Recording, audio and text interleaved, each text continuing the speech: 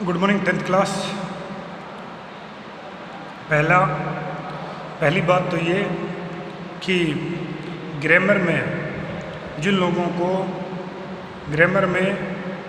को टेंस में, मॉडल में और वॉइस में दिक्कत है, उनका निश्चित रूप से बोर्ड के ऊपर मैं करवाऊंगा, लेकिन उससे पहले वो एक काम करें कि जो टेंसेज के, वॉइस के, मॉडल्स के, डायरेक्ट इनडायरेक्ट के वीडियोज हैं मेरे, वो दोबारा देख लें। अब प्रश्न सीधा एक कि मैं सर बाद में जुड़ा था। दूसरा प्रश्न कि सर अभी वो वीडियोज मेरे पास है नहीं। तीसरा प्रश्न कि उस समय सर मैं देख नहीं पाया था। तो उन सब विद्यार्थियों को मैं बता दूं कि आप YouTube पे जाके वो सारे वीडियोस देख सकते हैं। जिस विद्यार्थी को वीडियोस देखने हैं वो मुझे व्हाट्सएप मैसेज करे, मैं वो लिंक है वो व्हाट्सएप पे शेयर कर दूंगा और आप वहाँ से वो मेरे द्वारा बनाए गए वीडियोस दोबारा देख लें अगले एक सप्ताह में, ठीक है जी, या 2 सप्ताह में। और फिर तब तक ये अपने बचे हुए 2 या 3 पाठ पूरे हो जाएंगे और फिर हम एक बार मैंने आपको करा दिए, अभी आप खुद दोबारा पढ़ेंगे और तीसरी बार हम बोर्ड पे करेंगे तो कोई डाउट नहीं बचेगा। जो विद्यार्थी ये कह रहा है मुझे कम समझ में आया, अब वो वीडियोज़ मेरे पास है नहीं, वो वीडियोज़ जो हैं वो मैं उस समय देख नहीं पाया, वो प्रत्येक विद्यार्थी मुझे व्हाट्सएप पे मैसेज कर दे और मैं वो वीडियोज़ का लिंक जो है वो व्हाट्सएप पे शेयर कर दूँगा। वो विद्यार्थी वहाँ जाके आराम से टेंस के बड़े मैंने क्रम से बनाए, पार्ट 1, पार्ट 2, पार्ट 3, पार्ट 4, वो सारे वो देख ले वहाँ से। मॉडल्स के भी ऐसे बनाए हैं, वॉइस के भी ऐसे बनाए हैं। गारंटी है कोई दिक्कत नहीं रहेगी यदि आप वो आराम से देख लेंगे तो। और तब तक मैं बचे हुए 2-3 पार्ट ये करवा देता हूँ, फिर अपने एक बार फिर बोर्ड पे इनको और देखे लेंगे।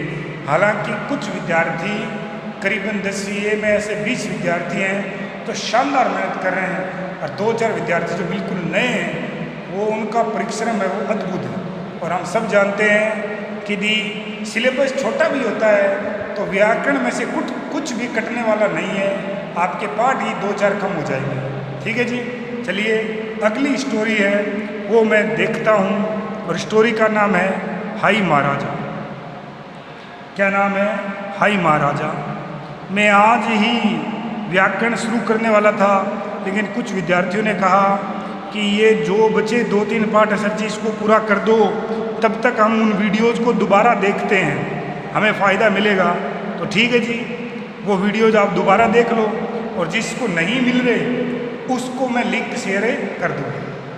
हाई महाराजा, इसका हिंदी अर्थ होता है कि ऐसा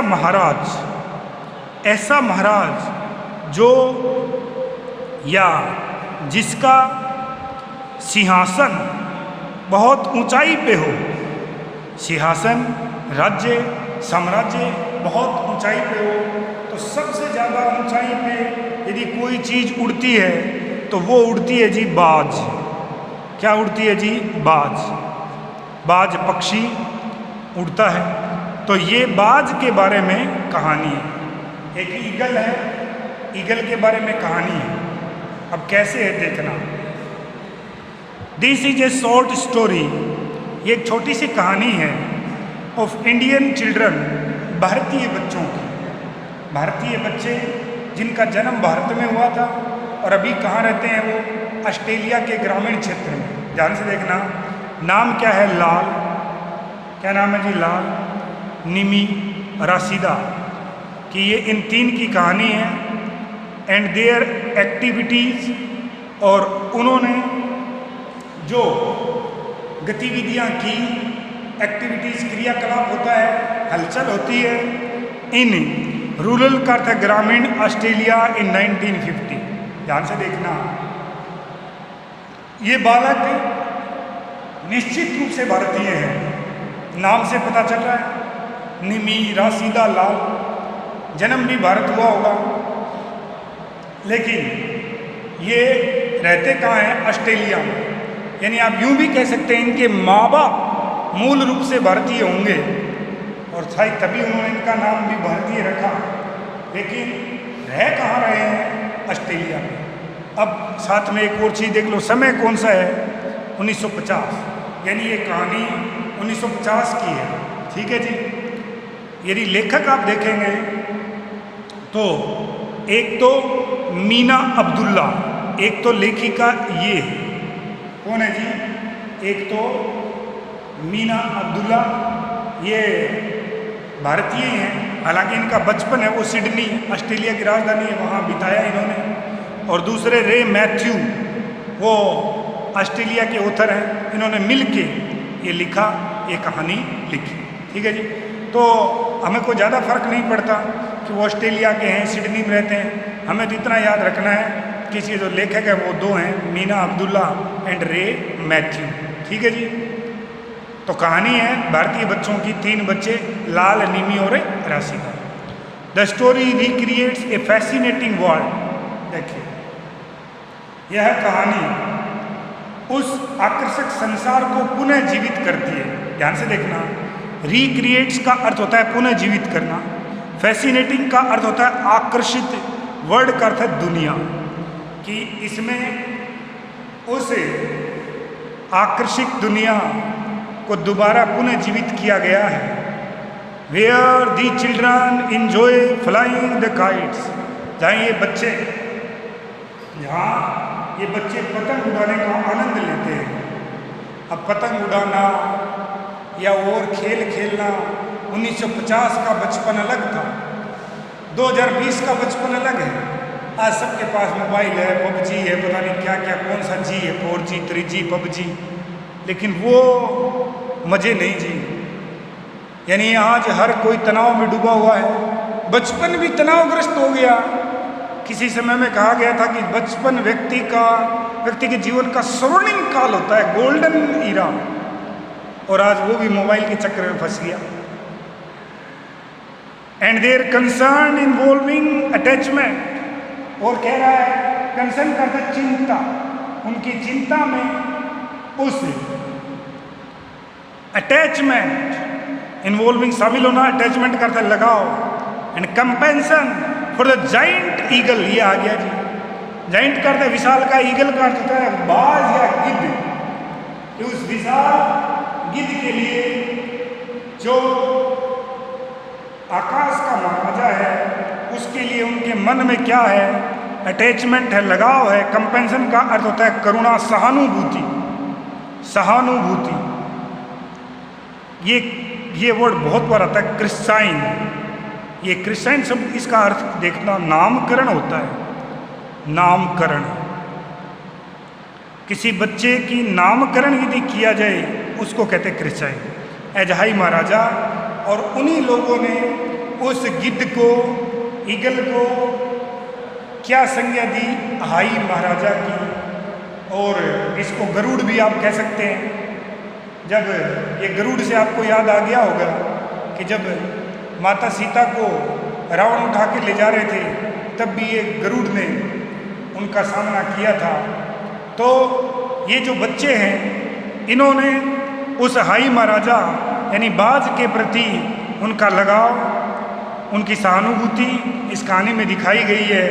और उस बचपन को दिखाया गया है जब बच्चों के रूप में वो पतंग उड़ाने के मज़े लिया करते थे, आनंद लिया करते थे। ठीक है जी, चलिए कहानी देखते हैं। छोटी सी कहानी है, बहुत अच्छी कहानी है।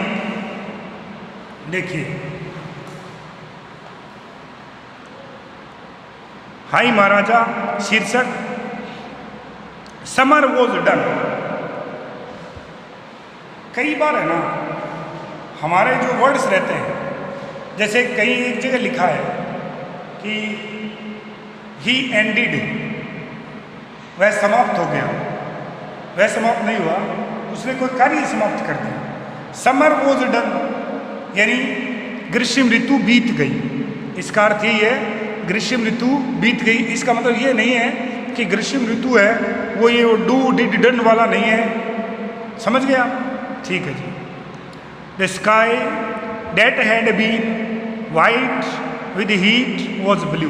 ध्यान से देखना, आसमान, आकाश जो गर्मी के कारण सफ़ेद हो गया था, देखिए, had been white with heat, गर्मी के कारण जो सफ़ेद हो गया था, अब वो कैसा हो गया? ब्लू हो गया, नीला हो गया। नीला क्यों? क्योंकि ध्यान से देखो कि गर्मी के बाद मानसून यानी वर्षा ऋतु शुरू हो जाती है, तो वर्षा ऋतु में आसमान लगभग हमें नीला रंग मिलता है, जबकि गर्मी में वो बिल्कुल सफ़ेद पड़ जाता है। The days that had been long and heavy were short and gentle. गर्मी में दिन बहुत बड़े बड़े होते हैं और हैवी होते हैं। हैवी मतलब उसमें आपको नींद आती है, बहुत लंबे दिन होते हैं, कटते नहीं हैं। गर्मी में दोपहर को सो भी जाते हैं लोग, फिर भी दिन कटता नहीं है। और अब जैसे ही वर्षा ऋतु आएगी, सर्द ऋतु आएगी, तो दिन क्या हो जाते हैं? छोटे पड़ जाते हैं और जेंटल भी हो जाते हैं। जेंटल का मतलब होता है सुहावने।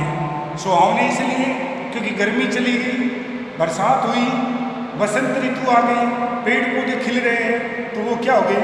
सुहावने हो गए। All day now we could have flown our kites, all day now,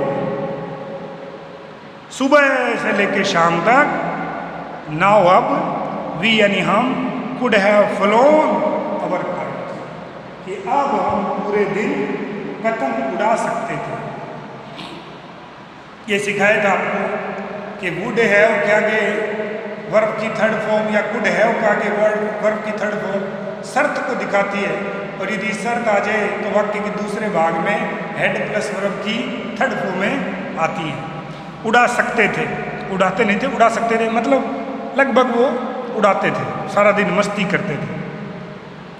we flew them in the afternoon, दोपहर के समय हम पतंग उड़ाते। In the paddy in big paddock, देखिए यहाँ लिख रहा हूँ, घास के बड़े जो मैदान हैं उनको ऑस्ट्रेलिया में पैडॉक कहते हैं। अलग अलग नाम रहता है इनका। कहीं सामाजिक में आप पढ़े होंगे कि घास के जो बड़े बड़े मैदान हैं उनको अलग अलग देश में अलग अलग नाम से पुकारा जाता है। ऑस्ट्रेलिया में पैडॉक कि जो घास के बड़े बड़े मैदान हैं उनमें हम पतंग उड़ाते। That had been clear for the horses, जिनको घोड़े रखने के लिए काट कर साफ कर दिया गया था, यानी घास काट कर जिन मैदानों को साफ कर दिया गया था, शायद वहाँ घोड़े रखे जाते होंगे इसलिए। देयर वॉज नो स्क्रब, वहाँ कोई झाड़ी नहीं थी, कोई स्क्रब नहीं थी, शायद वहाँ घोड़े रखे जाएंगे, इस्तबल खोला जाएगा। They are to trip us as we run, कि वहाँ ट्रिप करना, ठोकर लगना, क्योंकि पतंग उड़ाने के लिए आपको क्या करना पड़ता है? दौड़ना पड़ता है। वो कह रहा है कि जब हम दौड़ लगाते हैं, क्योंकि पतंग आप उड़ाते हैं तो उसको उड़ान देने के लिए वो रस्सी वो आप हाथ में पकड़ते हैं, पतंग ऊंचाई पे होता है और आप वो चलते हैं। वो कह रहा है कि वहाँ ऐसा कुछ नहीं था जिससे हमें ठोकर लगे। No trees to trap, trap फंसा लेना, टीयर करता फाड़ देना द काइट्स, और वहाँ कोई पेड़ भी नहीं थे कि हम दौड़ के जाएं और हमारा पतंग किसी पेड़ में फंस जाए, क्योंकि पतंग बाद में तो आसमान में उड़ता है, ये बात सच है, लेकिन जब उसको चढ़ाया जाता है, ऊपर चढ़ाया जाता है, तो हम सब जानते हैं कि वो पहले बच्चे को या हमें पतंग की डोर पकड़ के और दौड़ के भागना पड़ा, मतलब बहुत तेज़ दौड़ना पड़ता है, और वो तेज़ दौड़ते समय पतंग को ऊपर ले जाया जाता है। My kite like Lal's was home made, वो कह रही है लड़की, उसका नाम राशिदा है, कि मेरा पतंग जो है वो लाल के पतंग की तरह होम मेड था। होम मेड का अर्थ होता है घर पे बनाया हुआ पतंग। किस पे बनाया हुआ? घर पे बनाया हुआ पतंग। इट्स फेस वॉज न्यूज़पेपर, और वो जो पतंग है उस पतंग के ऊपर क्या लगा हुआ था? न्यूज़पेपर लगा हुआ था, कागज़ जिसको बोलते हैं अखबार। Brown paper was too heavy, और अखबार लगाया गया क्योंकि भूरा कागज़ बहुत भारी था। But it was swaying swing करते झूलना in the sky it looked grey and beautiful. लेकिन जब ये आसमान में गोते लगाता कौन पतंग, तो ये कैसा नजर आता था? भूरा और सुंदर नजर आता था। ग्रे कहते हैं भूरा। आसमान में जब गोते लगाता तो बहुत सुंदर लगता, but it was the tail that was really beautiful. लेकिन उस पतंग से भी सुंदर क्या थी? उसकी पूंछ थी। पीछे टेल बांधते हैं पतंग के। It was red and green cloth that amma had dye specially to be beautiful. अम्मा यानी माँ, डाई करकर रंगना। माँ ने उसको स्पेशली यानी विशेष रूप से रंगा था, क्योंकि वह लाल और हरे कपड़े की पूंछ थी। टेल जो है पतंग जिस आकृति में रहता है उसके नीचे टेल रहती है, वो जो टेल है वो ऐसे हिलती है, तो वो क्या कर रहा है कि वो जो टेल है वो बहुत सुंदर थी, जो विशेष रूप से उस पतंग के लिए मेरी माँ ने क्या किया थी? डाई किया था, यानी उसको रंगा था। ये डाई जो है ये रंगना होता है। ठीक है जी, उससे आगे का पार्ट नेक्स्ट वीडियो में देखेंगे। धन्यवाद।